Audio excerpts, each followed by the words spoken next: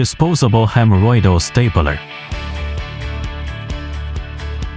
This in-service video will provide you with basic instructions on manipulation of the PPH series Disposable Hemorrhoidal Stapler from BEIEN-SURG.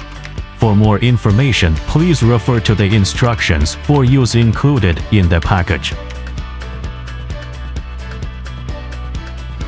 Product usage operations. Open the instrument using the adjusting knob. Remove the nail barrel cap. Turn the adjusting knob to fully extend the instrument.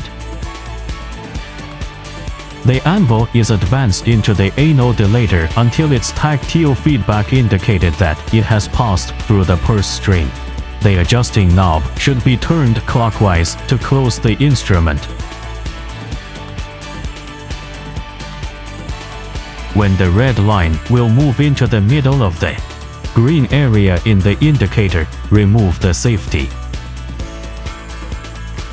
The stapler is fired in one complete stroke. The stapler is held in place for an additional 15 seconds.